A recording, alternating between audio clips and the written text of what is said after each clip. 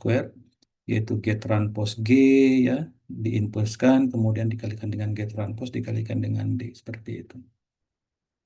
Oke, kemudian yang ketiga ya, kita sudah membuat skenario bagaimana kalau tingkat kepercayaan data itu bervariasi, begitu ya. Nah, di sini kita menggunakan apa yang disebut sebagai solusi kuadrat terkecil berbobot ya, atau saya singkat sebagai WLS atau weighted least square seperti itu. Ya, jadi kelihatan perbedaannya ini cukup clear bahwa di antara G transpose G ya, ini ada eh, weighted ya, di sini merefer ke data begitu ya. Oke, di sini juga ada eh, matrik bobot istilahnya kan, atau weighted matrix seperti itu. Oke, nah kemudian setelah itu di pertemuan terakhir kita membahas tentang minimum length kriteria ya. Jadi ini untuk kasus di mana ini purely underdetermined gitu kan ya, karena kita tahu bahwa ada problem yang overdetermined di mana data itu lebih banyak dibandingkan dengan jumlah parameter apa namanya yang ditanyakan ya.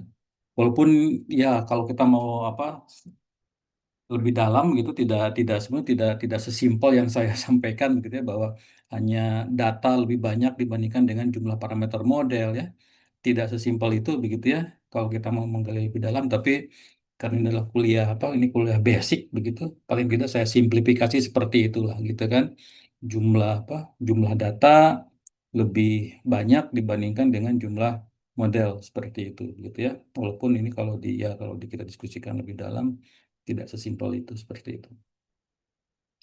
Jadi bisa bisa mungkin saya kasih clue-nya lah gini. Jadi walaupun datanya lebih banyak, misal datanya 100 begitu kan, yang dicarinya parameter modelnya 2 begitu kan, bisa saja dia apa ekstrimnya gitu kan ya, bisa saja dia masuk ke kategori underdetermined begitu ya. Nanti apa di beberapa kasus tugas akhir mungkin akan ketemu dengan hal-hal yang seperti itu begitu ya.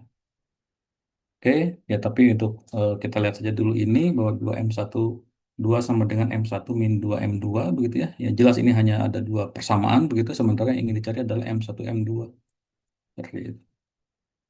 Maka untuk mendapatkan solusi yang bagus itu ya, tentu kita butuh informasi ya.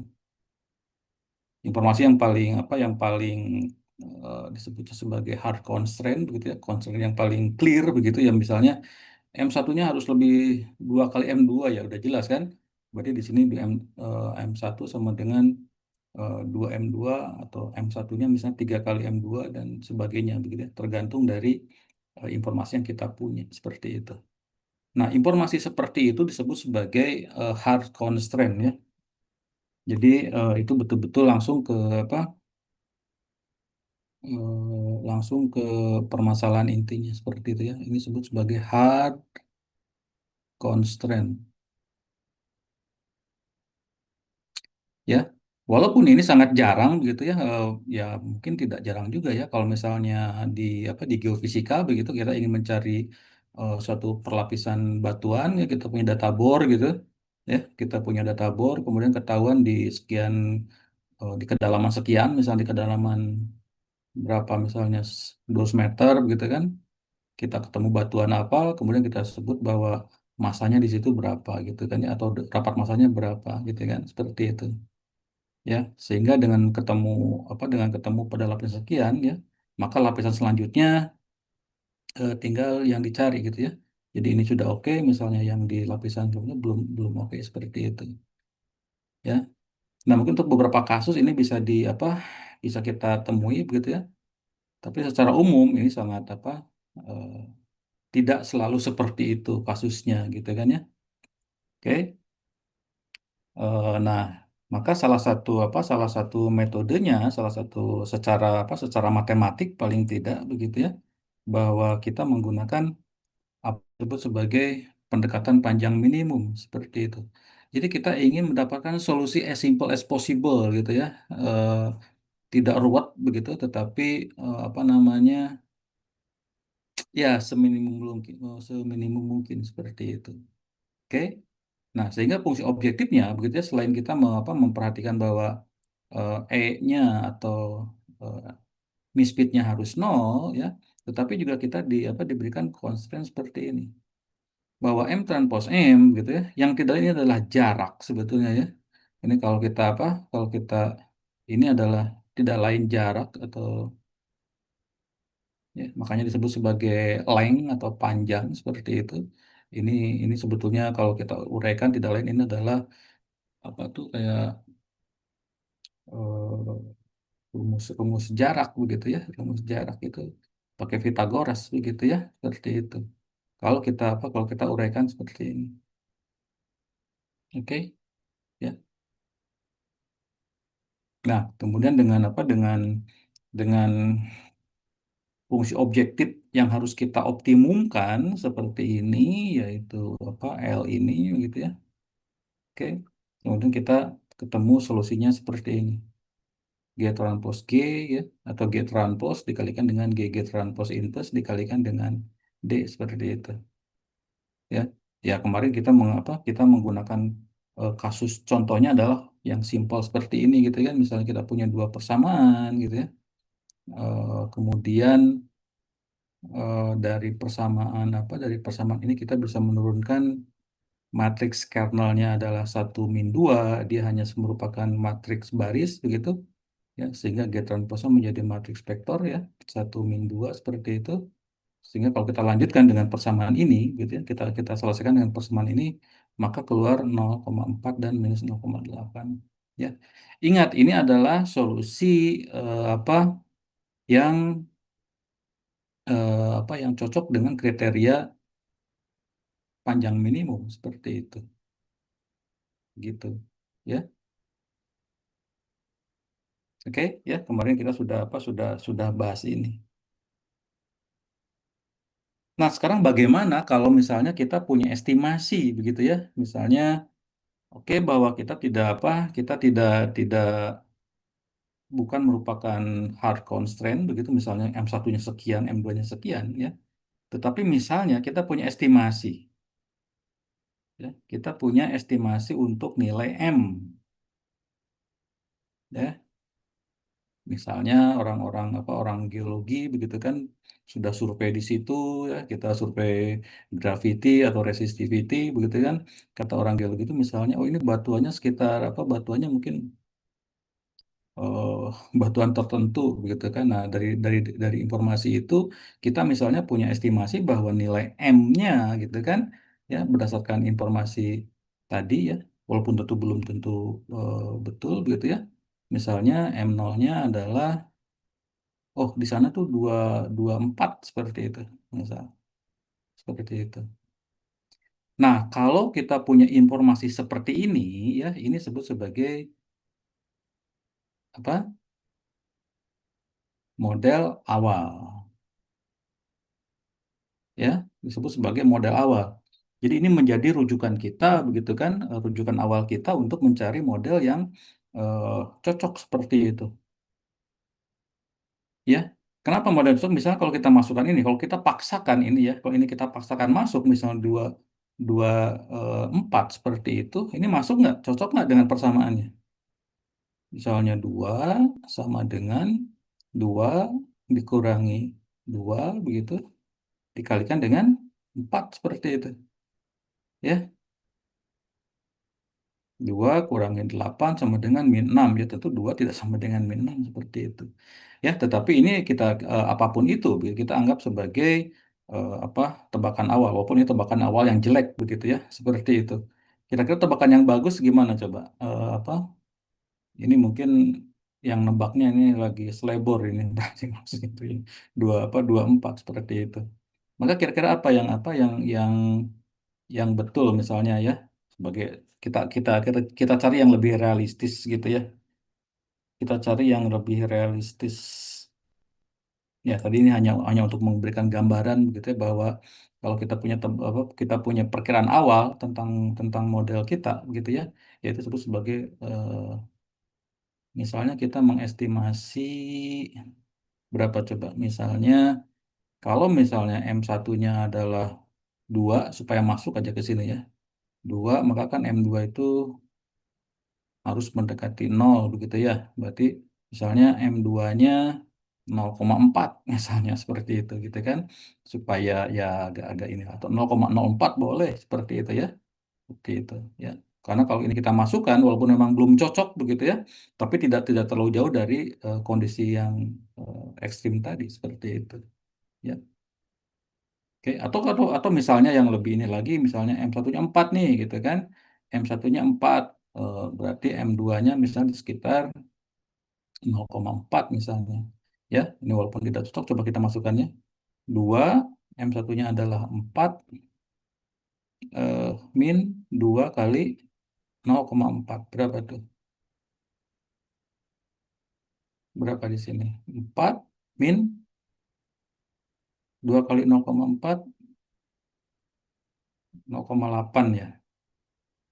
Ya, 0,8. Jadi ya di sini 3,2 ya, walaupun itu jauh gitu kan, tetapi ya relatif lebih dekat daripada dia 6 seperti itu. Seperti itu ya. Nah, sekarang bagaimana kita memperlakukan informasi awal ini ya?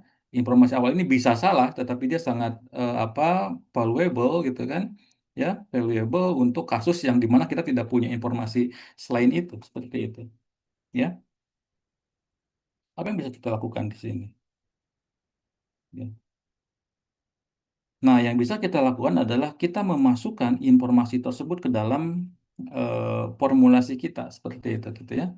Kita memasukkan formulasi tersebut ke dalam apa pencarian atau formula pencarian solusi kita seperti itu ya. Nggak tahu kalian setuju kalau kalau misalnya informasi buruk lebih baik daripada tidak ada informasi sama sekali. Mungkin seperti itulah gitu ya. Informasi apa informasi yang tidak akurat begitu ya ya maupun ini apa debatable. Nah, caranya adalah kita memasukkan ini ke informasi kita ya. Sehingga begitu ya, rumus yang tadi ya, yang tadi apa rumus tadi ini kita update lagi sekarang ya. Jadi sekarang minimum length tetapi dengan adanya model awal. Nggak tahu mungkin yang ini lebih bagus sih. Ya. Nah, ini kita masukkan di sini nih, ya. Jadi ini adalah tebakan awal misalnya gitu kan. Dari dari riset sebelumnya kita sudah punya mungkin distribusi velocity ya kalau di tomografi misalnya seperti itu, ya. Atau dari da- dari hasil riset sebelumnya atau dari data bor gitu. Seperti itu. Nah, tapi ingat bahwa ini kita harus memasukkan ini juga ya, bahwa D-nya tidak hanya sebatas D, tetapi juga harus memasukkan D atau G dikalikan dengan M0. Ini yang tidak lain adalah D0 ya. Atau data yang dihasilkan dari tebakan awal. Oke? Di mana D0 sama dengan G dikalikan dengan M0 seperti itu. Ya, dimasukkan ke sini. Ya. Sejauh ini bisa diikuti saya. Nah, jadi sedikit demi sedikit ya kita apa namanya ya? eh melengkapi yang solusi hanya sekedar misalnya get transpose G diinpuskan get transpose D seperti itu ya. Kita coba berikan beberapa constraint, berikan beberapa kondisi gitu kan sehingga kita langsung kita bisa mengimprove ini seperti itu. Ya, misalnya datanya tadi ada error dan kita punya informasi mengenai errornya, begitu kan, seperti itu. Kemudian bagaimana kalau datanya lebih jauh, lebih sedikit daripada model yang ditanyakan. Jadi sedikit sedikit demi sedikit gitu ya pengetahuan kalian kita tambah begitu ya, kita tambah supaya kapanpun gitu berhadapan dengan kasus inversi dan eh, dengan berbagai macam apa kondisinya gitu kan, ya misalnya kondisinya adalah mini underdetermined gitu kan kalian masih sudah punya tools sekarang kan kalian tidak akan bingung gitu kan. Oh, bagaimana Pak ini kok datanya informasinya lebih sedikit daripada ini ya, ini kalian sedikit sedikit sedikit sedikit diberikan pengetahuan tentang itu seperti itu Nah, sekarang guys, apa sekarang ada ditambah lagi bagaimana Pak kalau ada informasi awal gitu kan? Apa yang harus kita lakukan dengan apa? Bagaimana kita eh, mem- memperlakukan apa namanya informasi awal tersebut? Ya kita gunakan juga gitu kan seperti itu. Oke ya. Nah, sehingga kalau misalnya kita lihat ini gimana coba ini bisa bisa kalian coba nih harusnya ya. Oke. Nah, kalau begitu ya, maka kasus yang tadi ya, nah sekarang kita punya punya informasi awal yaitu M0-nya gitu kan ada di sekitar ini ya. Sebagai contoh misalnya kan M0-nya ada di sekitar 0,5 plus 0,5 min 0,5 ya. Tidak lagi blind inversion gitu kan, tidak tidak lagi inversi yang tanpa tanpa model awal ya atau model estimasi atau tebakan awal gitu kan. Ya. Tetapi sekarang ada informasi bahwa M-nya itu ada di sekitar ini. Oke, ya. Gimana kalau begitu? Maka kita apa? Kita tuliskan saja di sini ya. M0-nya berapa tadi? 0,5 begitu ya. Plus di situ 0 min 0,5. G transposnya adalah 1 min 2.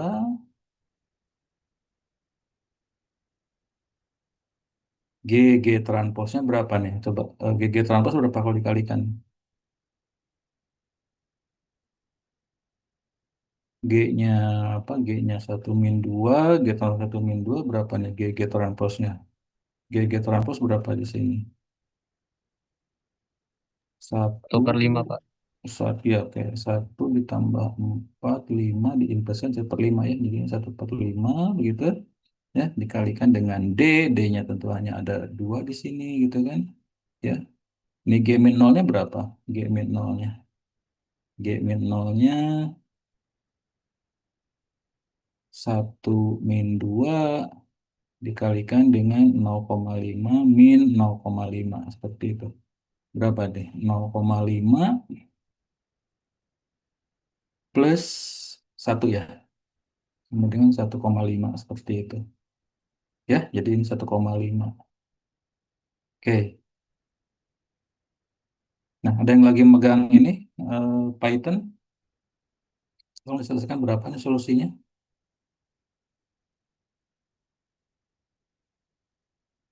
Ada yang lagi buka Python?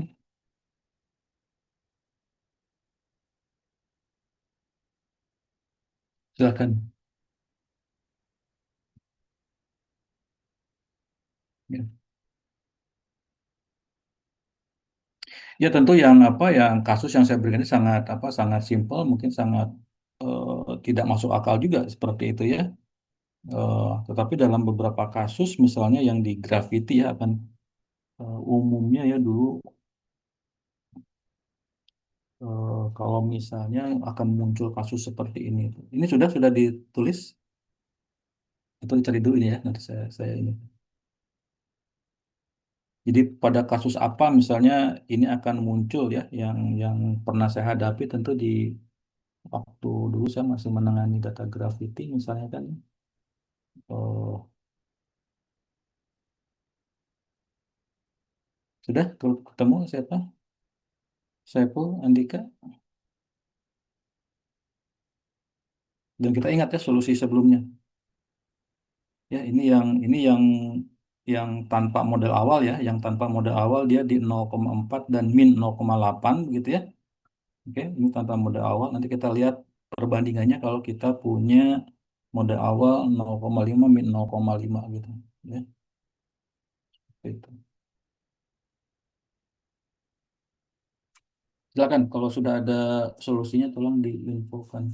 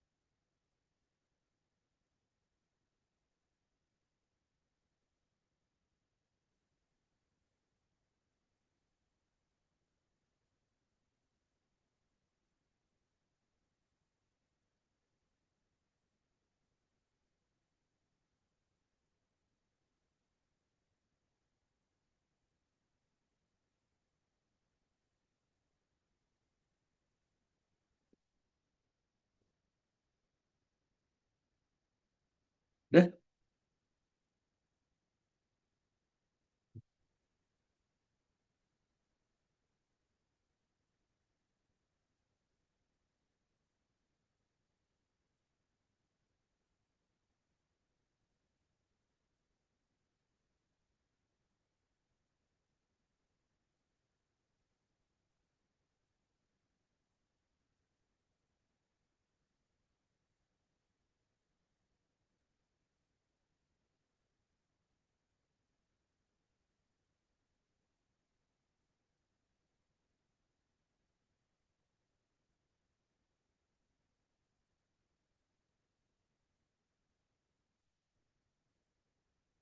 Ini yang hadir berapa orang nih? Yang hadir, hmm, oh, 28, 27 orang. Ayo, siapa yang sudah?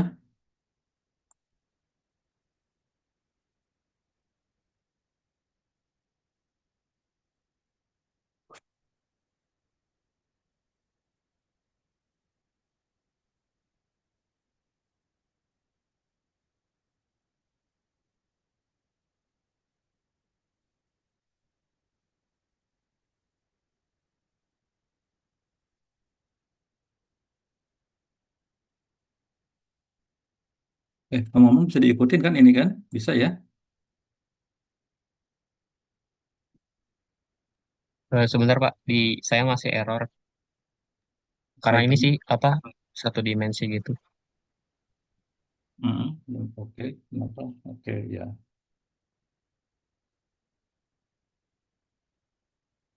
Atau dihitung aja, kita coba hitung aja di sini ya. Oke, eh,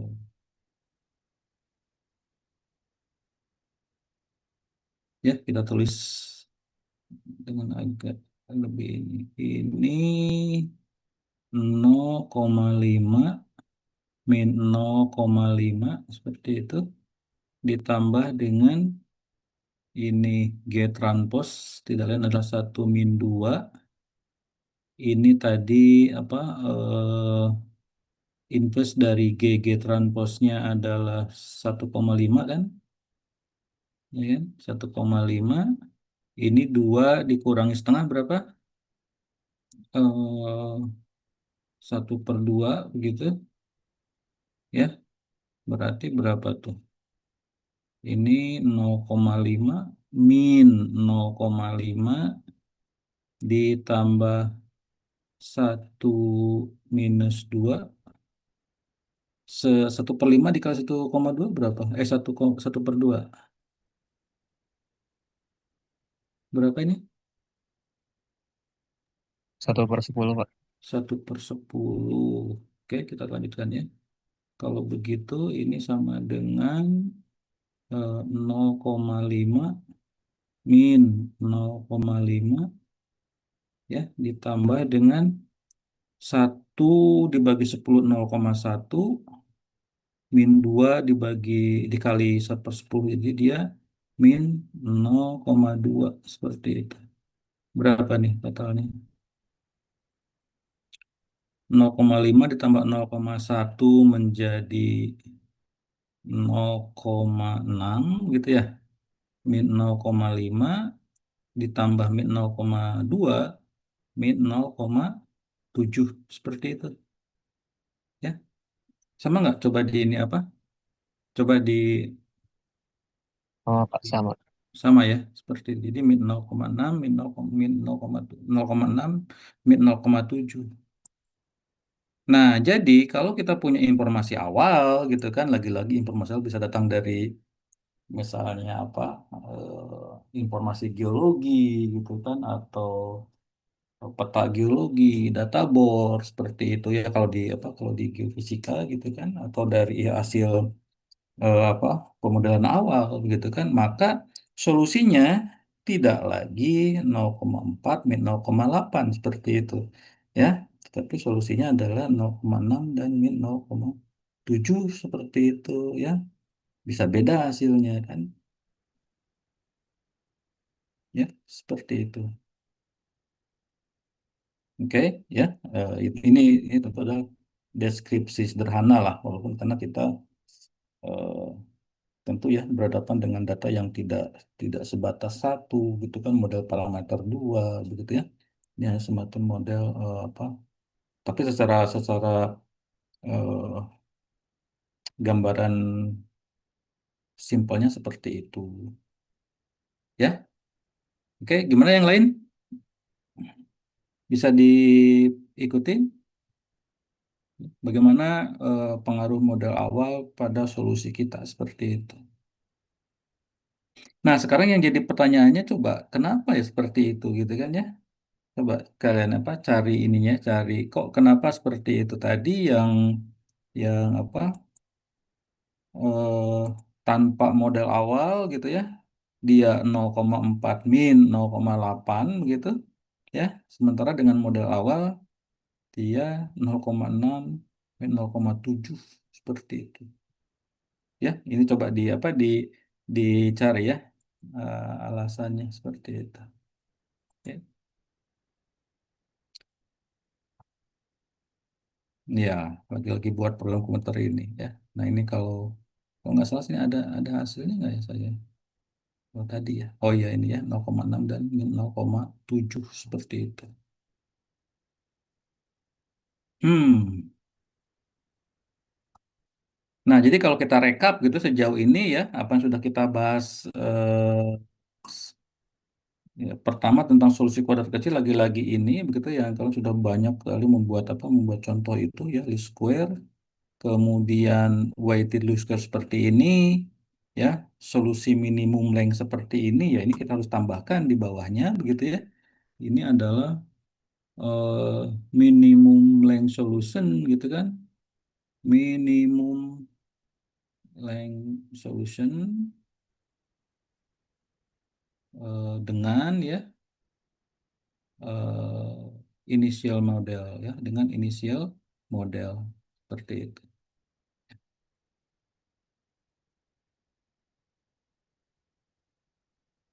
Oke, M0 G transpose G min satu. Ada yang salah ini kayaknya ya. Ada yang kebalik ya. Ini kebalik ya. Ini bukan ini. Ya, ini harusnya G transpose dikalikan dengan G transpose inverse dikalikan dengan D gitu ya. Demikian juga dengan sini ya. Ini G transpose G transpose inverse dikalikan dengan D min D nol ya. Seperti itu. Oke. Nah, kalian bisa nebak nggak kira-kira apa yang harus kita lakukan selanjutnya setelah ini? Ada solusi kuadrat terkecil, ada weighted least square, ada minimum length solution. Kira-kira apa nih next step-nya nih? Apalagi yang harus apa? Yang yang bisa kita improve gitu kan ya untuk menambah pengetahuan kalian ini. Apalagi nih yang kurang nih di sini. Coba perhatikan polanya. Iteratif, Pak. Apa? Iteratif. Iteratif itu nggak akan muncul di apa di problem linear ya. Jadi iteratif itu tidak akan pernah muncul di linear problem ya. Jadi dia tidak perlu iteratif ya di linear problem. Nanti di apa di bagian setelah UTS ya.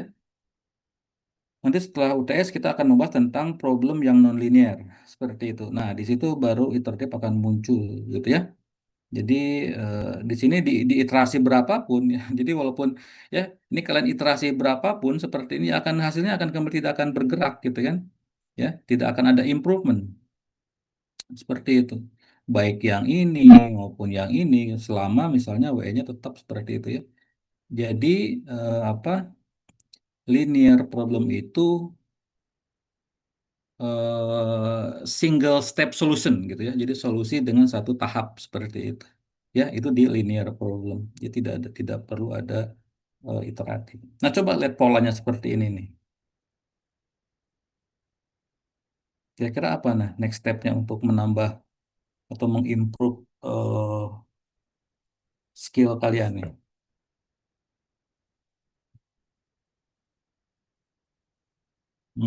Coba.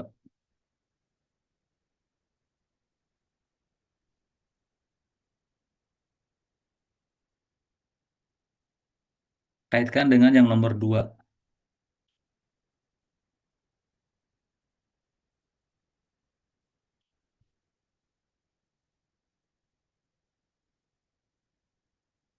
Nih, ya, supaya nanti bertambah nih, kan tidak hanya tidak, wah, empat Pak, empat, oh, udah cukup ini Pak, saya udah bisa apa, sudah bisa mencari solusi persoalan di geofisika dengan empat ini, misalnya kan seperti itu. Kira-kira apa nih?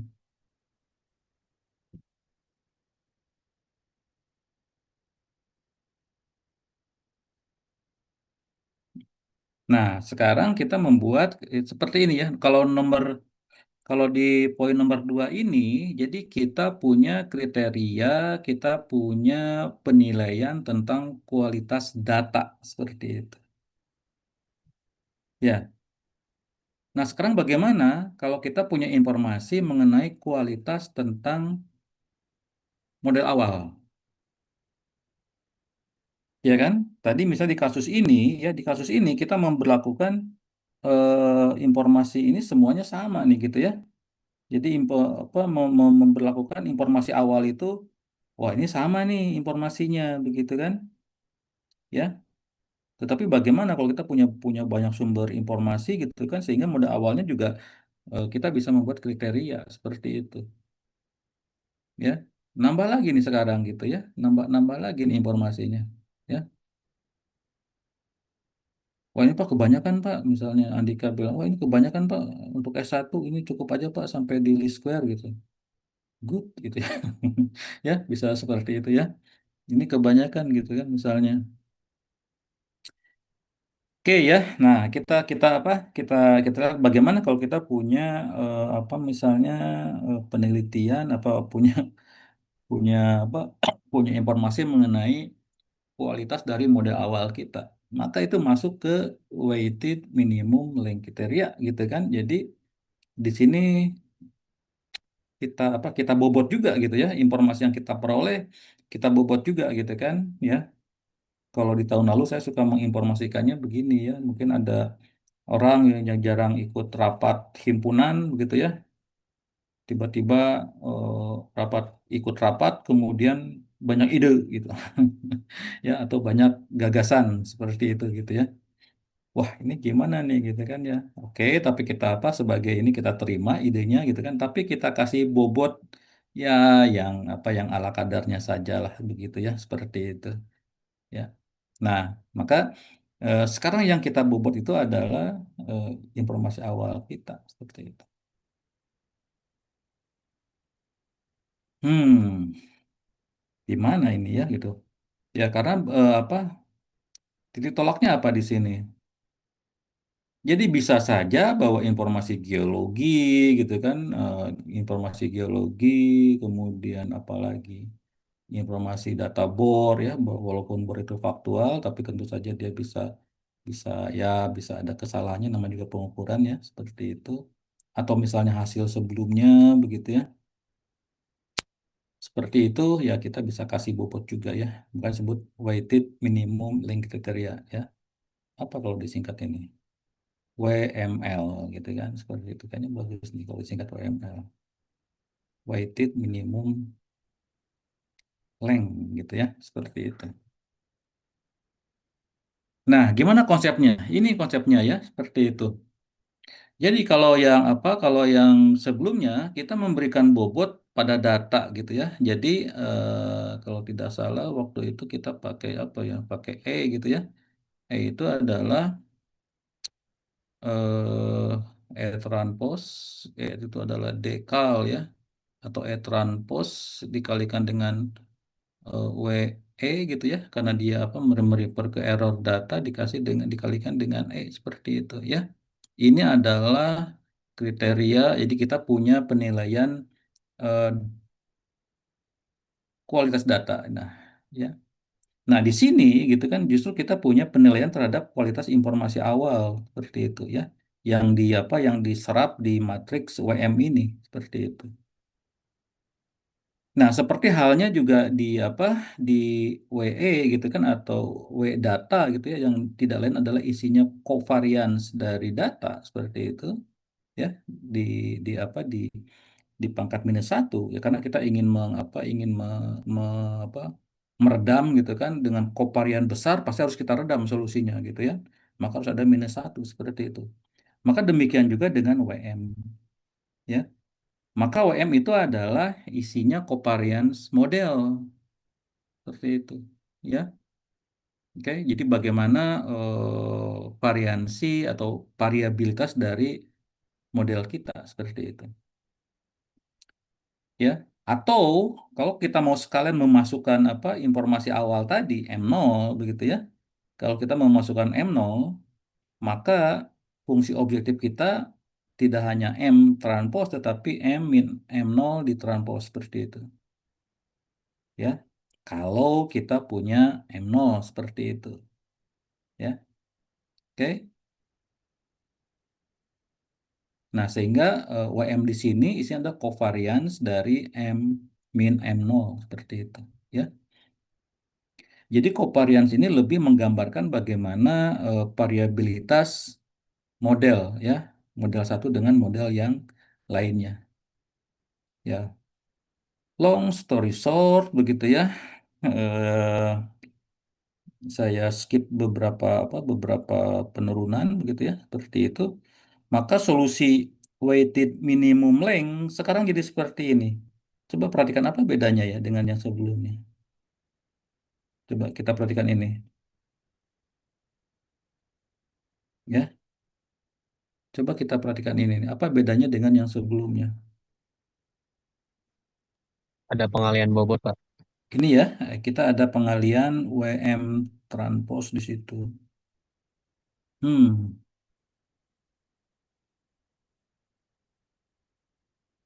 ya, di sini. Sorry, bukan ini ya. Ini ya, maksudnya ini ya, Andika ya.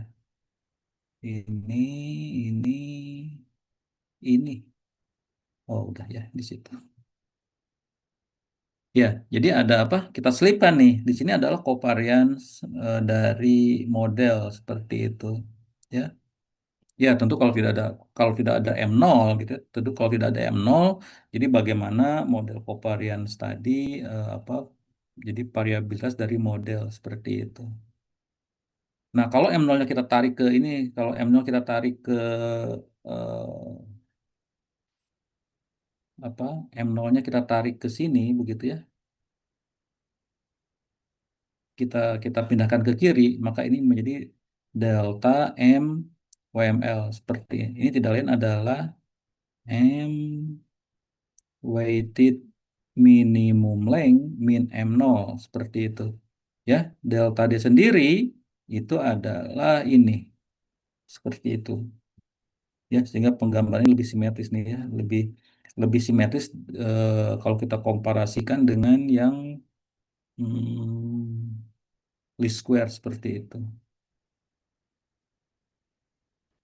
Ya, atau secara umum bisa dituliskan sebagai G minus G dikalikan dan delta D ya di mana G minus G-nya ya ini adalah ini semua ya. Kalau ini kita rangkum dalam suatu parameter begitu ya, maka ini akan menjadi G WML minus G seperti itu. Ya, ini ada minus G disebut sebagai generalized inversion ya di apa? Ini generalized inversion seperti itu.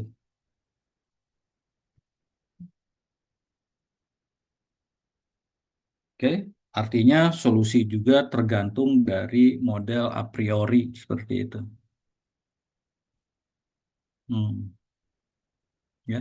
Jadi model a priori itu adalah informasi mengenai model itu sendiri lah, seperti itu. Nah, coba sekarang kita diskusikan. Kira-kira model model a priori yang dimaksud bisa apa saja nih? Selain M0 ya, selain apa initial model. Kalau initial model kan misalnya, wah initial model sekian begitu kan. Jadi apa itu disebut sebagai hard constraint lah. Tapi kira-kira model a priori apa ya? Informasi a priori apa yang terkait dengan model misalnya?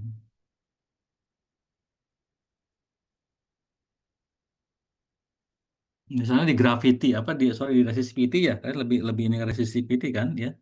Coba misalnya apa tuh a priorinya? Model a priori atau informasi mengenai model kira-kira apa tuh?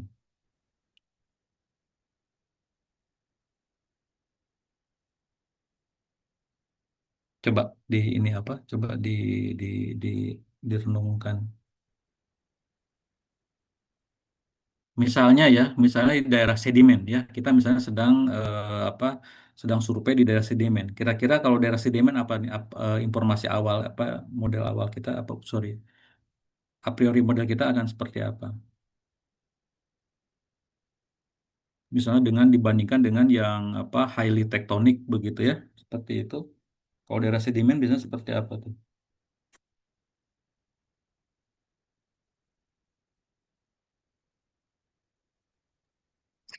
Stratigrafinya Pak. Oke, misalnya layering begitu ya, seperti itu ya. Oke, kemudian apa lagi tuh? Misalnya di sini ada apa resistivitas RO1, RO2, RO3 begitu kan? Ya. Kalau di sedimen biasanya seperti apa tuh? Layeringnya seperti apa? Dia gradual gitu ya ininya ya. Apa nilai-nilai satu apa nilai satu resistivitas lapisan dengan nilai itu gradual gitu ya. Ini dia tidak apa eh, tidak jadi lonjakan seperti itu ya. Beda misalnya kalau ada pengangkatan ya, ada misalnya kalau ada pengangkatan dari bawah begitu ya seperti itu, maka ada apa? Ada bagian begitu yang bisa sangat high resistive atau high conductive begitu ya, seperti itu. Oke. Nah, itu adalah a priori model seperti itu ya.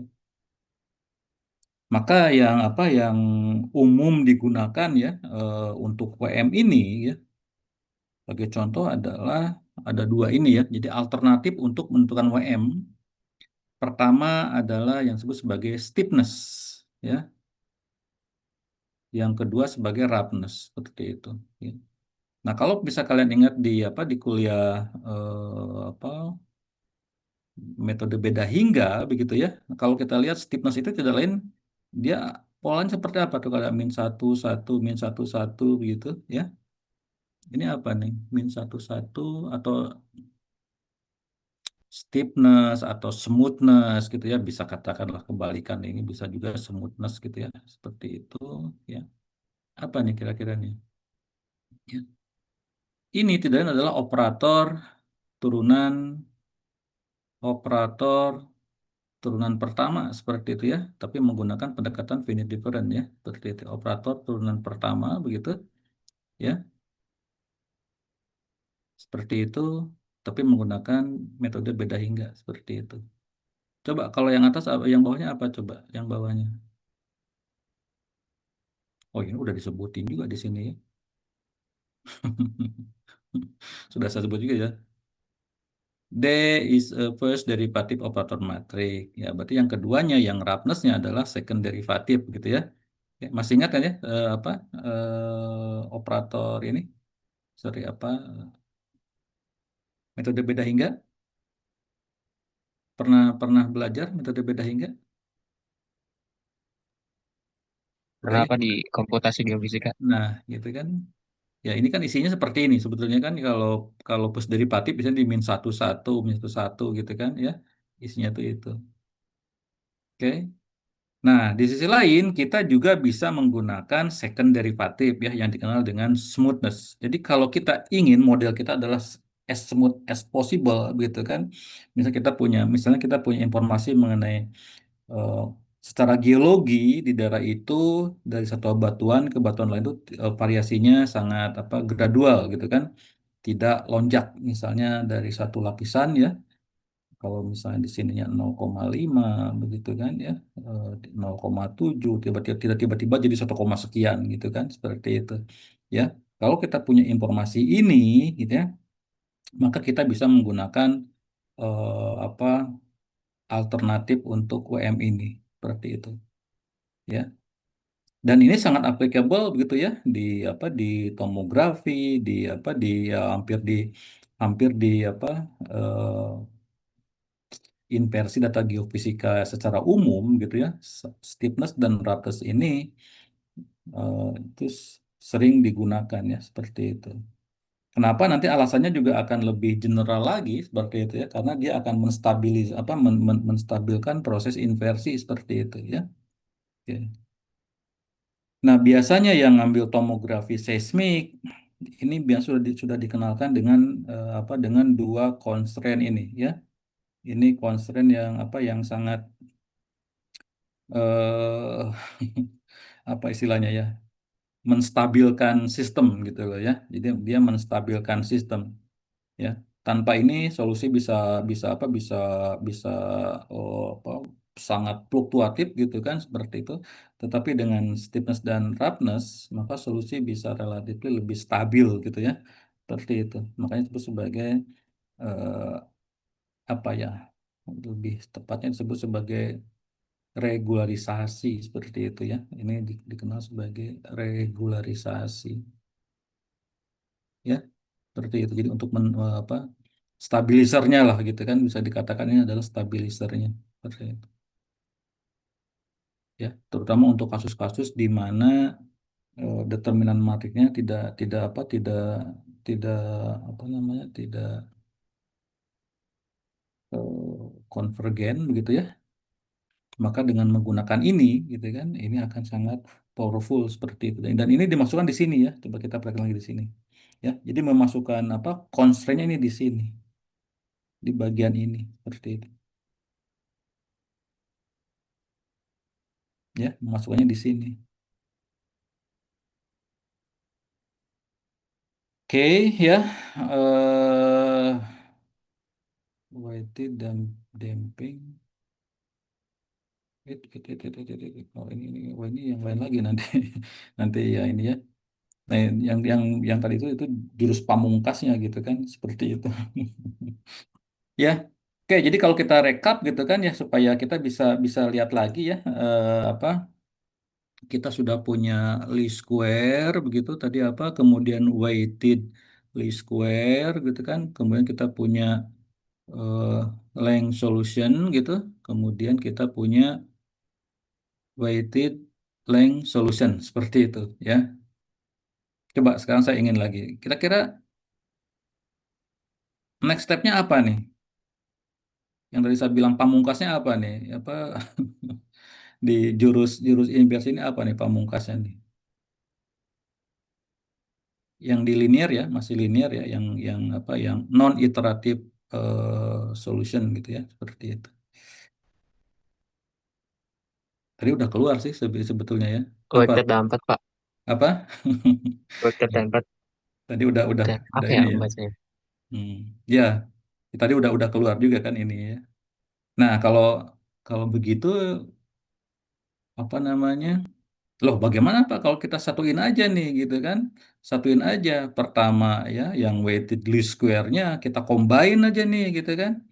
Ya, kita combine aja dengan yang weighted length solution seperti itu ya. Makanya disebut sebagai WDLS seperti itu ya. Jadi least square, weighted least square, length solution atau minimum length solution gitu kan. Weighted minimum length solution. Nah, sekarang weighted damping least square. Ya, jadi kita kita combine, kita mix nih gitu ya.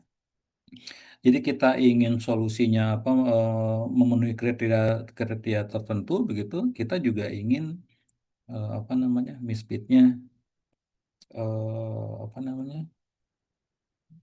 mengikuti kriteria tertentu seperti itu ya. Jadi jurus pamungkasnya itu adalah weighted damping least square seperti itu. Wah, ini kalau di perguruan kalian udah ini nih. Kalau di perguruan silat kalian sudah bisa dilepas gitu kan untuk mengembara gitu kan seperti itu. Hmm, apa nih weighted damping least square? Ya, ya, apa yang kita improve dari dari setiap metode yang baru, sebenarnya yang kita improve adalah fungsi objektifnya. Ya, ingat ya waktu kita menurunkan weighted minimum length gitu kan. maka kita mengimprove fungsi objektif kita di sini nih. Coba perhatikan L gitu kan, L ya, seperti itu. Di mana yang sebelumnya L-nya seperti ini ya.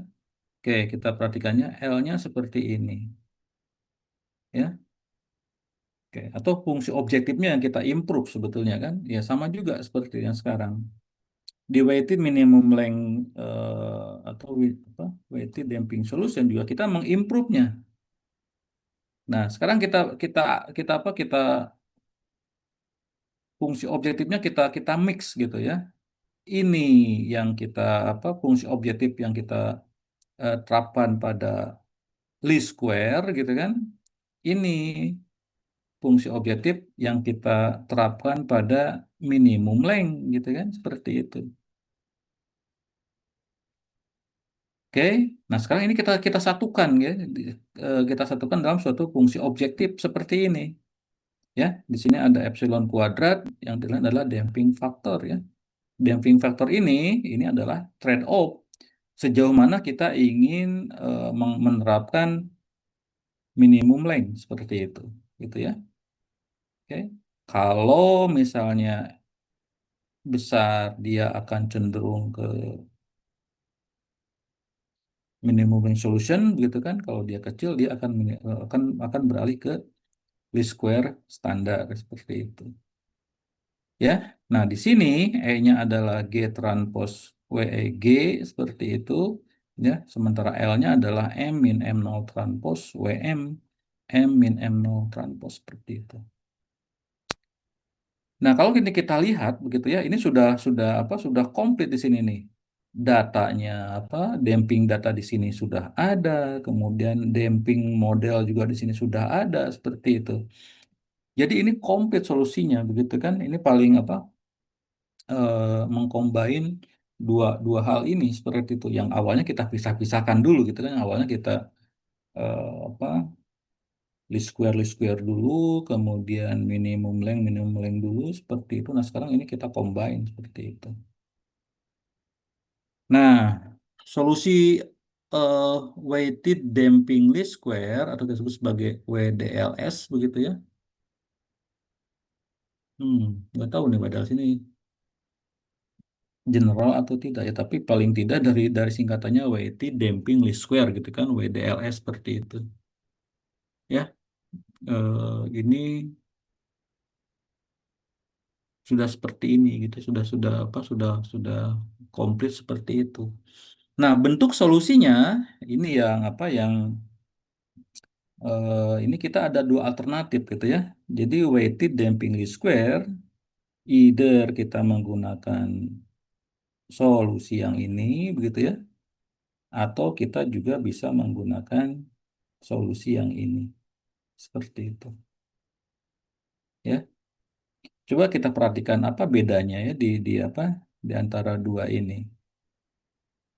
Coba ini dua-duanya keluar dari minimalisasi dari fungsi objektif ya. Jadi kata kuncinya apapun setelah kita punya fungsi objektif, maka untuk mendapatkan solusi ini begitu ya, ini diperoleh dari minimalisasi dari fungsi objektif ya. Jadi d theta dm gitu ya harus sama dengan nol seperti itu. Oke, ya. Sehingga keluar ini weighted damping least square seperti ini. Ya, saya tidak harus turunkan ini ya, tapi ini akan agak lumayan ribet ini ya kalau kita turunkan seperti itu. Ya minimal kalian bisa melihat polanya begitu kan. Ya kalau yang atas itu M0-nya tetap di depan gitu. Tetapi ini G transpose WEG ya ditambah dengan epsilon kuadrat WM min 1 ya G transpose WE dan seterusnya seperti itu. Jadi kalau kita lihat pola ini di sini ada G transpose dikalikan dengan G gitu kan, kemudian diinverskan ya. Jadi ini mirip dengan least square yang standar seperti itu. Tapi kalau kita lihat yang atas, yang bawah begitu ya. Ini ada G transpose di depan gitu ya. Kemudian yang diinverse itu adalah G dikalikan dengan G transpose. Seperti itu. Jadi ini mirip-mirip ke ya ini mendekati ke minimum Length solution kalau ini dekat ke LSI ya, seperti itu. Dekat lah gitu maksudnya bukan sama ini dekatnya ke situ, seperti itu. Hmm, ya. Nah, coba sekarang kita perhatikan yang ini ya. Kita perhatikan yang apa? Yang LSQ di sini. Ya. Jadi kenapa ini lebih lebih apa ya? Lebih fleksibel seperti itu ya. Ini bisa bisa betul-betul kita apa? Bisa betul-betul kita eh, ubah ke LSQ murni kalau apa coba? Ini kita bisa ubah ke LSQ murni ya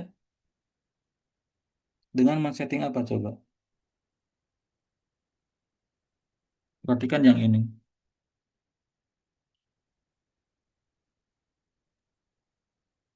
Menghapus bobot awalnya, Pak.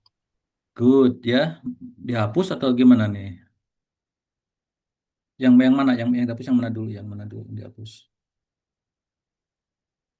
Jadi ini kayak apa? Kayak apa ya? Kalau yang seneng main kamera ya, saya juga nggak terlalu suka sih gitu. Ini sebetulnya kayak kita main apa? eh Diafragma kamera gitu. Kita kan suka muter-muter lensanya ya, suka muter kameranya itu. Ini mirip dengan itu sebetulnya, ya. Nah, di mana miripnya? Di apa? Di mana yang ini? Di sini gitu ya, di epsilon kuadrat seperti itu ya. Atau di beberapa buku ini epsilon kuadrat itu cukup dituliskan dengan lambda gitu seperti itu ya. Nah ini nih ini sebagai apa, sebagai focusing nih ini kita main apa main diaframanya di sini nih gitu kan. Oke ya, nanti kita lihat ini ya lah yang minimal kalian kalian tahu dulu bahwa ada bentuk seperti ini begitu ya, ada fungsi objektif seperti ini ya, di mana kita mengkombinasikan antara eh misfit data gitu kan dengan informasi model model kita seperti itu ya, sehingga apa namanya ini lebih lebih lebih komplit dan lebih lebih apa lebih fleksibel gitu kan. Jadi dengan menggunakan dua ini kita bisa fleksibel kalau kita misalnya mau ke arah least square, kita apa kita puter gitu kan diafragmanya itu dengan apa yang sekecil mungkin gitu kan ya, ini sekecil mungkin karena kalau ini misalnya kecil gitu kan ya, maka efek dari ini hilang nih seperti itu ya. Kalau ini kecil maka efek ini hilang, kalau efek ini hilang maka akan kembali ke weighted least square seperti itu ya. Bisa dipahami ya, kalau misalnya lambdanya kecil maka faktor ini ya, komponen ini akan kontribusinya akan kecil seperti itu. Nah, kayak kita menutup, misalnya di kamera kita menutup lubang dari apa cahayanya itu sekecil mungkin seperti itu ya. Semakin kita ngebuka ngebuka diafragma begitu kan, maka cahayanya itu semakin ini dan ini betul-betul efeknya seperti itu gitu ya. Nanti kalau suatu saat kalian tugas akhir kemudian apa namanya berkaitan dengan inversi seperti itu, nanti blurnya itu akan kelihatan gitu loh, bahwa blur si model-model kita itu akan kelihatan kalau misalnya epsilon kuadratnya diperbesar seperti itu, karena ini semua seperti cahaya yang banyak masuk begitu kan ya. Sama kan kalau kita kalau kita apa namanya ngambil ngambil gambar gitu kan, kemudian kita ini dengan cahaya matahari gitu kan, maka akan blur seperti itu kan ya. Maka model kita juga akan blurring seperti istilahnya ya, dengan eh, lambda yang cukup besar seperti itu ya. Nah, sementara yang apa yang sebaliknya begitu kan, yang keduanya kalau ini kita kecilkan maka pengaruh dari WM-nya justru yang akan lebih dominan seperti itu. Hmm, wah ini sudah hampir semua nih gitu kan ya. Sudah hampir semua eh, jurus di linear ini yang sudah saya berikan seperti itu ya. Oke. Ya. Jadi sekali lagi ya kita kita rekap begitu Jadi untuk suatu sistem linear D sama dengan G dikali dengan M gitu kan, ya, seperti ini. Maka solusi kuadrat terkecil atau least square solutionnya bentuknya seperti ini ya. Oke, kemudian least norm solutionnya ya eh, seperti ini ya. Tergantung apakah kita mau menggunakan model awal atau tidak begitu. Hmm, ya. Nah, tetapi kalau kita lihat bentuk ini ya, bentuk dua solusi ini, baik dia least square maupun least norm, atau tadi saya bilang minimum length begitu kan ya. Ini penamaan di beberapa buku ada juga yang least norm gitu kan seperti itu. Maka secara umum bisa dinyatakan oleh bentuk seperti ini ya. Oke. Nah, terutama yang untuk ini nih, untuk yang ini sama ini ya. Nah, tinggal tergantung dari G minus G-nya ya. G minus G ini yang dikenal sebagai generalized inversion, tadi saya katakan seperti itu ya. Ini adalah generalized atau ya bolehlah generalized inversion ya. Ya. Atau operator inversi yang lebih general gitu kan. Jadi kalau misalnya minus G untuk yang eh,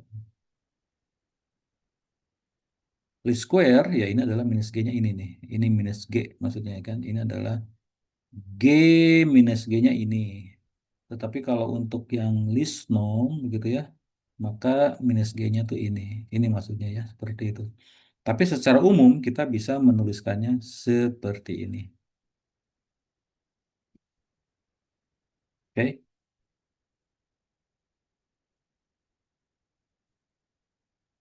Ya. Nah, misfitnya ya, misfitnya bisa di apa bisa dituliskan seperti ini ya. Ini kalau tidak salah kalian juga sudah menuliskan ini ya. Diobservasi, dikalkulasi, dikuadratkan, kemudian dijumlahkan, dibagi dengan n, kemudian kita akarkan ya. Ini misfitnya. Untuk menghitung seberapa dekat deobservasi kita dengan dekalkulasi kita seperti itu. Oke, itu ya. Kemudian kita masuk ke weighted least square atau WLS begitu ya. Solusinya seperti ini ya. Oke. Kemudian weighted minimum length seperti ini begitu ya. Oke. Ya. Kemudian ini yang weighted least norm tadi ini yang baru ya hari ini ya. Kita bahas hari ini kan ya. Nah, kemudian misfitnya seperti itu. Nah, ini bedanya apa? Misfitnya kita karena di sini ada WE ya, ada apa? Ada WE seperti itu yang tidak lain isinya adalah standar deviasi, maka kita bisa normalisasi misfit kita dengan standar deviasi seperti itu. Ya. Ini tanda normalisasinya seperti itu. Jadi tidak hanya N tetapi ada normalisasi di situ terhadap standar deviasi. Oke, ya. Nah, ini kalau dari apa WDLS begitu kan, maka fungsi objektifnya ini yang lengkap ya, ini yang komplit seperti itu ya. Sementara untuk yang E transpose E-nya seperti ini, untuk L-nya seperti ini, gitu ya. Jadi sudah apa? Sudah lengkap seperti itu. Kemudian solusi WDLS-nya ini yang tadi ya, ini yang barusan yang kita bahas, maka jadi seperti ini. Hmm. Ada yang bertanyakan sejauh ini?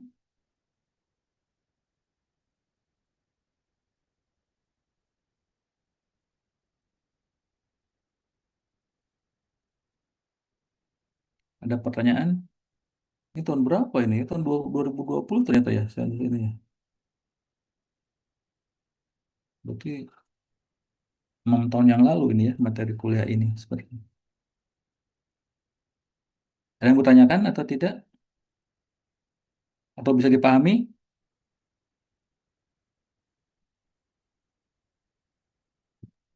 Bisa, Pak.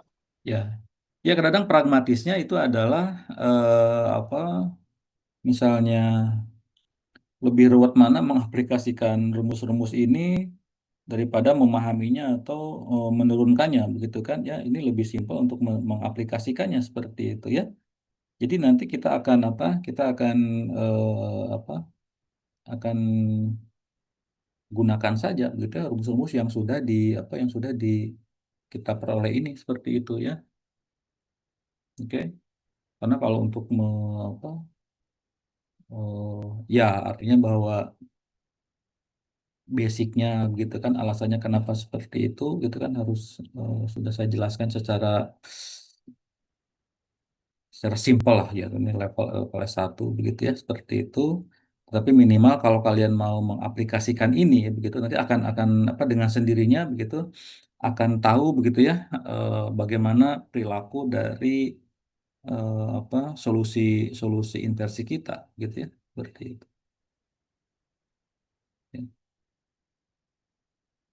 Ya, ya ini kejadian juga dengan saya begitu ya waktu apa namanya waktu dulu mulai S2, S3 terutama ya waktu S3 itu ditanya oleh profesor saya gitu kan apa sih yang di geofisika yang lebih ini saya bilang inversi ya karena betul sebelum apa sebelum itu kan saya banyak menginikan inversi begitu seperti itu gitu kan. Wah saya inversi ini relatif lebih lebih merasa gitu kan merasa lebih punya bekal lah gitu ya dulu di apa di gojlok sama Pak Grandis begitu ya. Ya nah tapi dengan apa dengan apa formulasi seperti ini gitu sebetulnya kita sudah bisa apa men-setting begitu apa solusi kita itu seperti apa gitu kan. Nah, itu yang kemudian di apa baru saya peroleh itu ya setelah belajar lebih lanjut begitu ya seperti itu ya. Baru bagaimana powerfulnya epsilon kuadrat di sini begitu kan. Powerfulnya dan ruwetnya mencari epsilon kuadrat itu baru ketahuan seperti itu ya. Ya. Jadi faktor Daman itu tidak sesimpel yang kita lihat di sini ya karena mencarinya ya mencari epsilon kuadrat yang proper gitu kan yang cocok ya yang cocok dengan apa dengan solusi yang kita inginkan begitu kan itu adalah satu riset tersendiri begitu ya seperti itu. Oke ya tapi nantilah mungkin kalian juga akan semakin apa ini akan semakin tahu begitu ya bagaimana kita harus deal dengan epsilon kuadrat ini seperti itu. Hmm, oke ya. Rasanya itu yang apa secara teori begitu ya sudah saya berikan di awal begitu supaya minimal tugas apa kewajiban saya untuk memberikan aspek teori dari inversi linear ini selesai begitu kan ya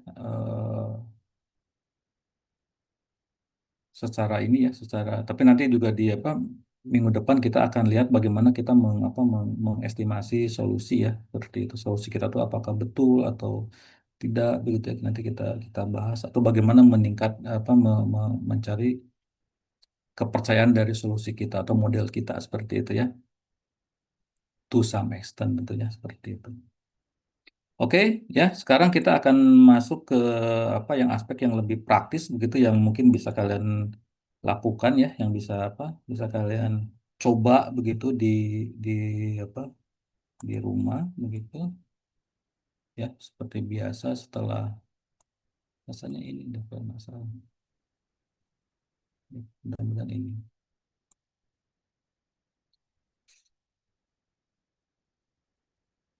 Ya, jadi setelah kita bicara aspek teori begitu ya, sekarang coba yang ke aspek praktis ya yang bisa kalian lakukan seperti itu ya. Nah, kalau kita lihat ya, kita akan masuk ke linear density inversion, artinya kita mencari rapat massa dari data gravity, gitu ya, seperti itu.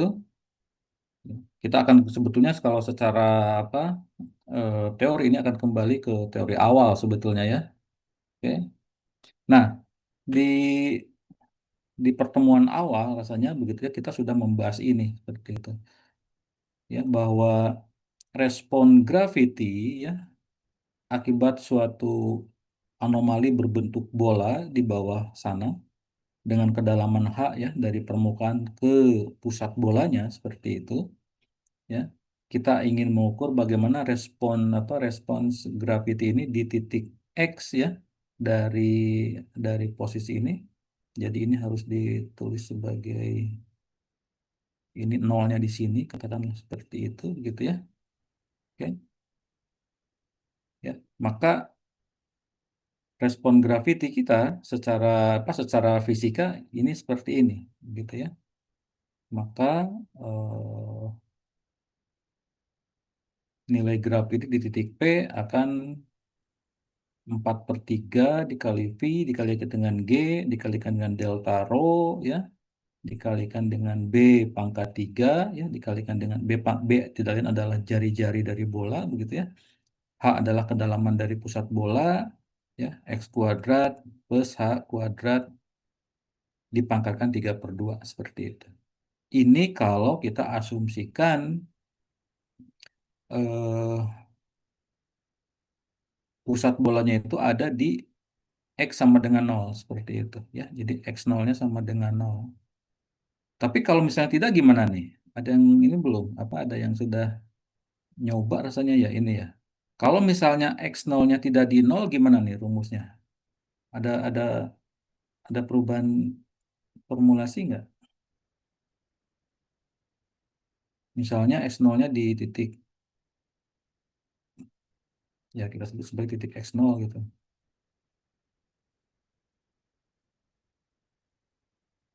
Gimana? Ya. Kalau misalnya posisi pusat bolanya tidak di nol, maka ada sedikit perubahan formulasinya ya. Jadi 4/3 dikalikan dengan G delta rho B pangkat 3 dikalikan dengan H dibagi dengan, nah ini X-nya, X min X nol ya, dikuadratkan plus H kuadrat pangkat 3/2 seperti itu. Ya, kalau misalnya ini tidak di X0 ya. Jadi di sini misalnya seperti itu. Oke, sementara ini sendiri adalah X ya. Maka jaraknya tidak lain adalah X sama dengan X dikurangi X0 seperti itu. Ya, jadi jarak horizontalnya. Kalau ini X0, maka jarak horizontal adalah X min X0. Sehingga kita masukkan di sini X min X0 seperti itu.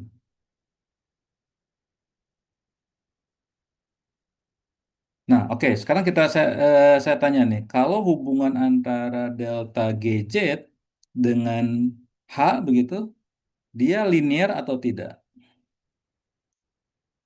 Delta GZ versus H. Pertanyaan adalah linear atau tidak linear?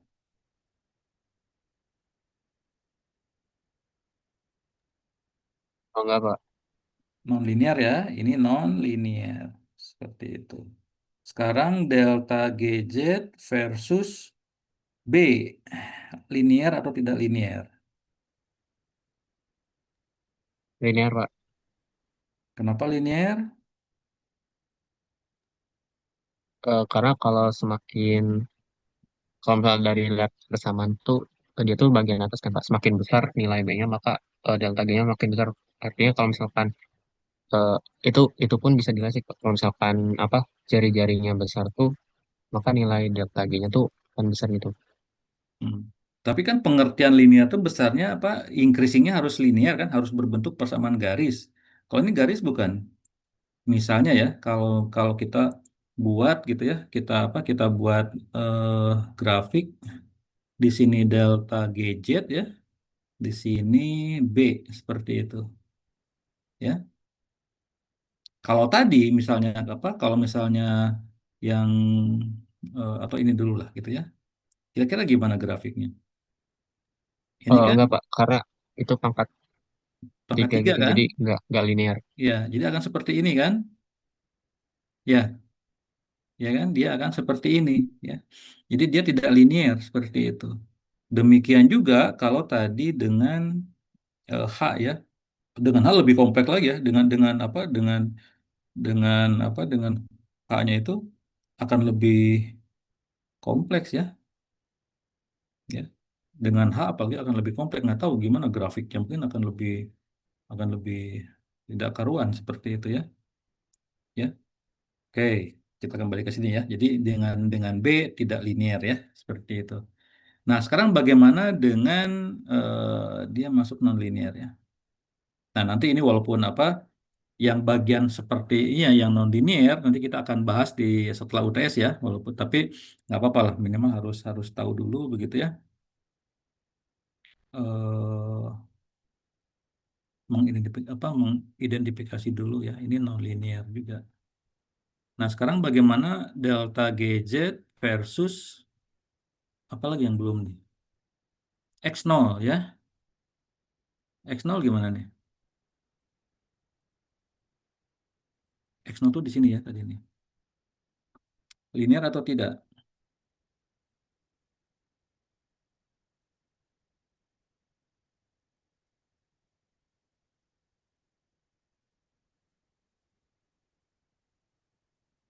Wah, mana nih yang lain nih?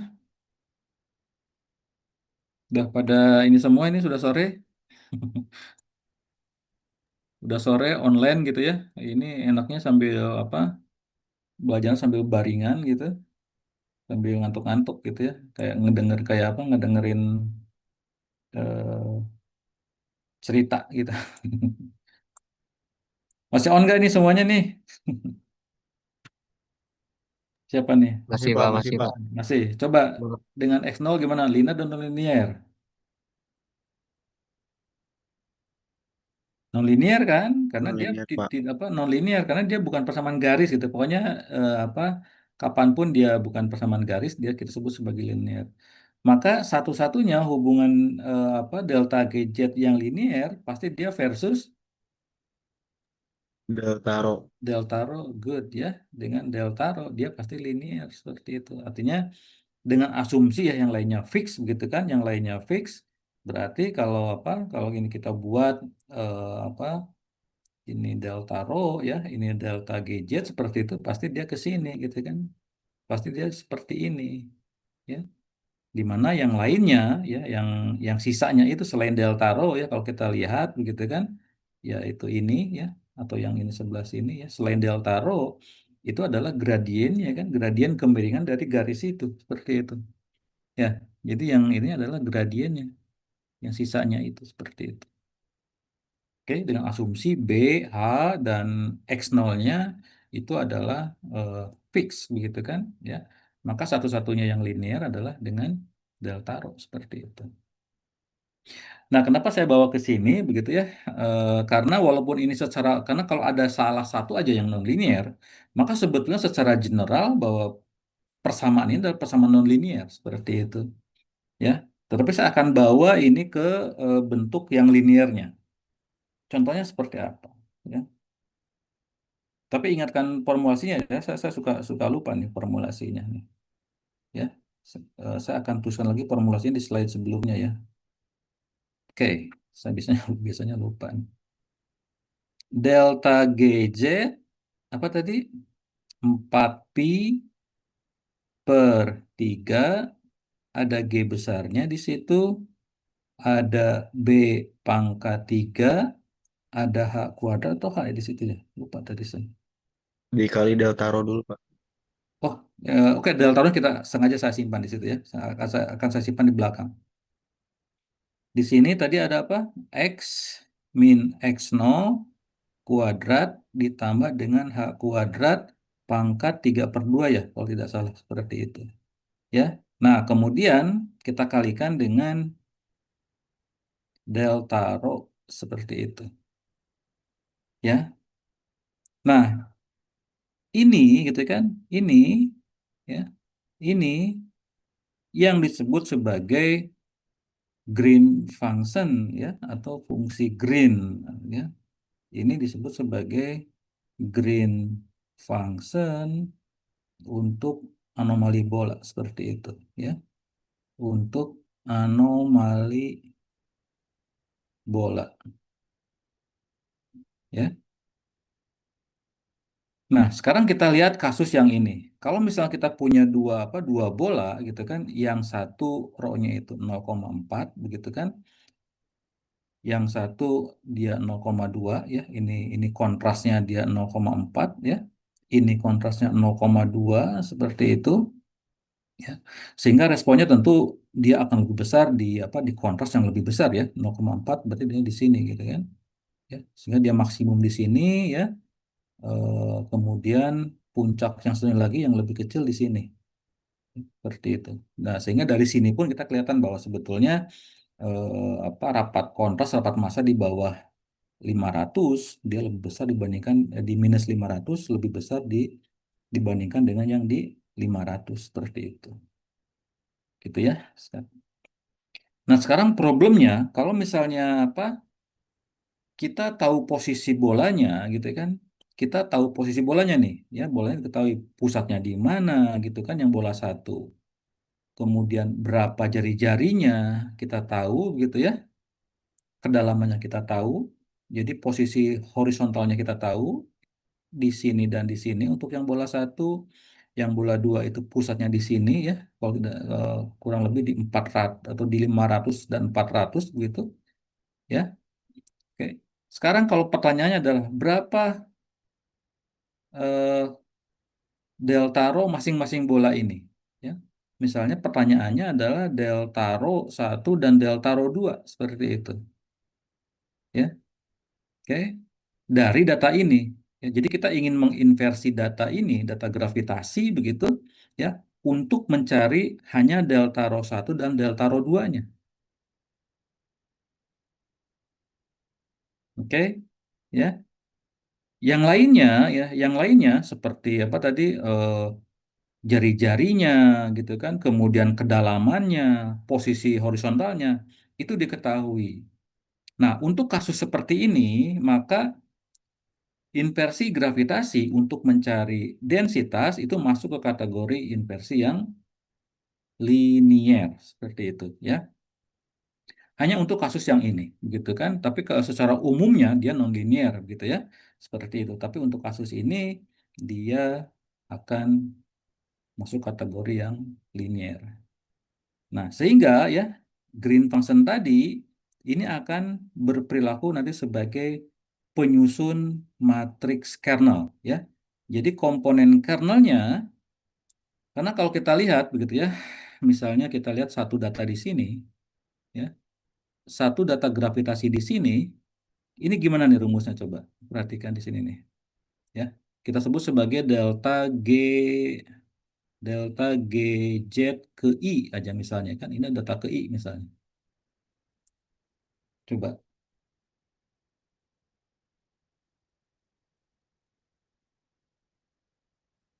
delta G Z ke I itu maksudnya itu berkaitan dengan X ke I ya, ini X ke I seperti itu. Dia sama dengan apa nih? Ya. Jadi nilai apa? Nilai gravity di sini merupakan penjumlahan antara efek bola satu dan efek bola dua kan? Seperti itu ya.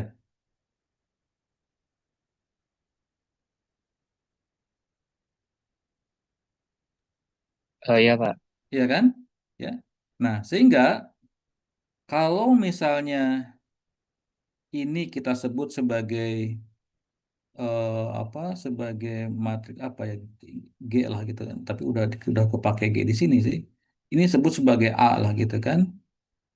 A data ke I gitu kan ya. Ini ke I, ini adalah delta rho ke J ya. Jadi A di sini itu bisa menggunakan indeks I merefer ke delta GZ-nya sama J merefer ke rapat massanya seperti itu. Ya. Sehingga kalau begitu ini adalah AI 1 dikalikan dengan delta rho 1 ditambah dengan AI kedua. Ini satu ya, bukan 4. Ini satu nih. Ya. Dikalikan dengan delta rho 2. Seperti itu. Nah, Yang membedakan antara AI1 dengan AI2 apa? Lihat lihat rumus ini.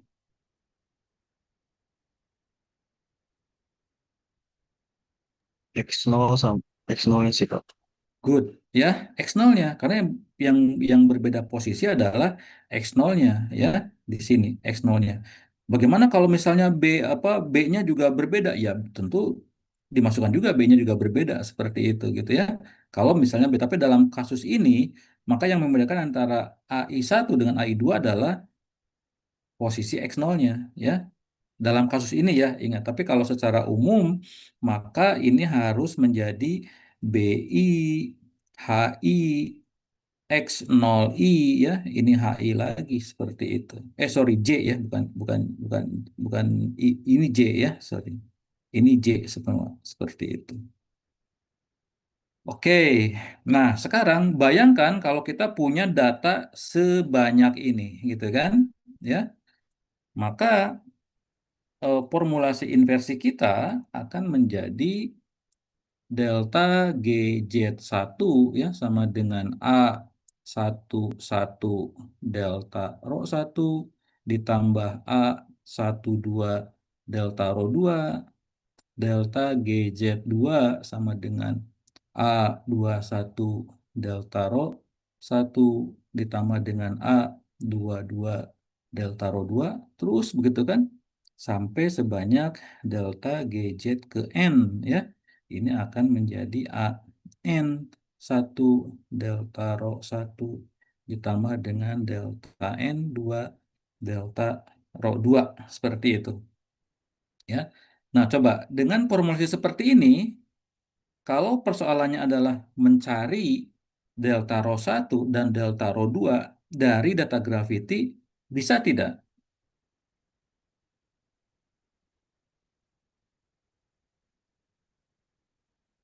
Bisa ya. Jadi ini jadi matriks D gitu kan ya. Ini kita kita rubah menjadi matriks A gitu kan ya. Dikalikan dengan matriks M di sini ya. D-nya apa? D-nya adalah ini ya. D-nya adalah vektor data seperti itu. M-nya apa di sini? Yang disebut dengan M di sini apa? M di sini apa? Delta rho 1 dan delta rho 2 kan? Ya. Jadi kalau ini kita keluarkan begitu ya. Ini masing-masing ini kita keluarkan gitu ya. Ini kan sama nih delta rho 1, delta rho 2, delta rho 1, delta rho 2 seperti ini. Ini kita keluarkan ke sini ya. Maka A-nya di sini apa? A-nya itu yang tertinggal apa? Kita di sini aja ya. A-nya apa di sini nih?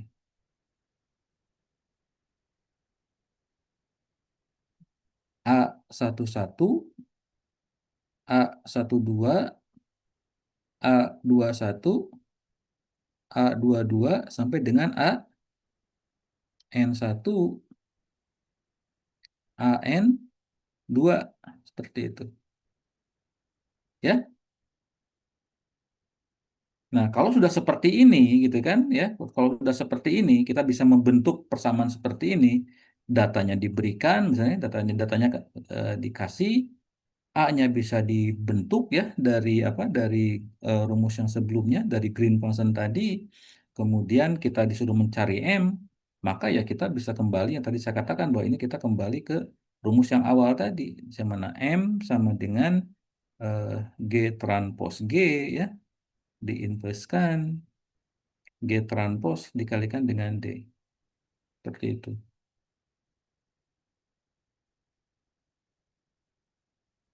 Gimana? Bisa dipahami sejauh ini?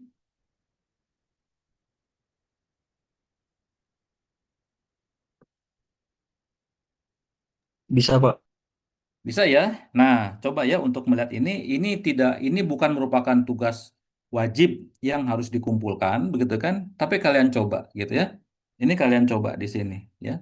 Misalnya gitu kan ya. Kalian coba misalnya buat skenario gitu kan, punya apa mau punya eh, bolanya di sini yang satu, di sini yang di satu yang apa di yang sini misalnya kan.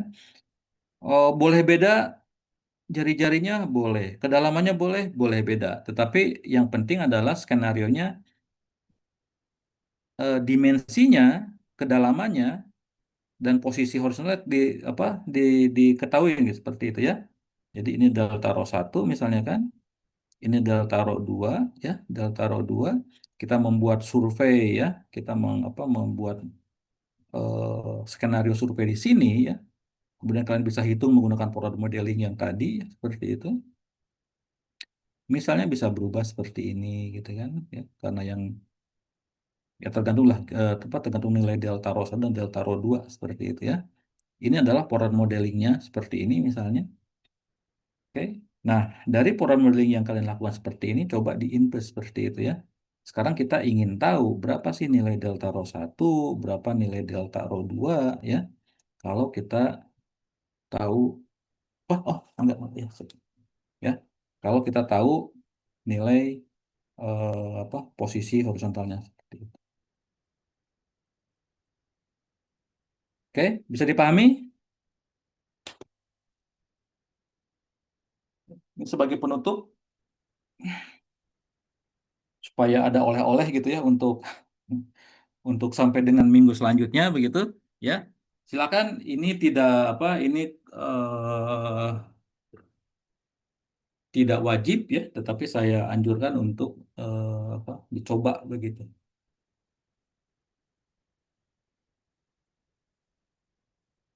Dipahami? Bisa instruksinya? Siapa? Baik ya, ini sudah jam 16.39 ya. Ya berarti pas gitu ya, seperti itu. Ada pertanyaan?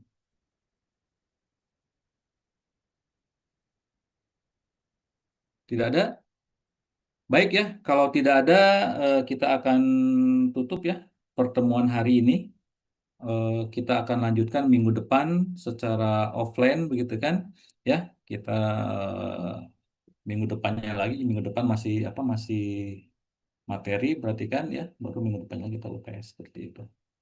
Baik, kalau tidak ada pertanyaan saya akan tutup ya pertemuan hari ini. Selamat sore semuanya ya. Terima Selamat kasih, sore Pak, Pak. makasih.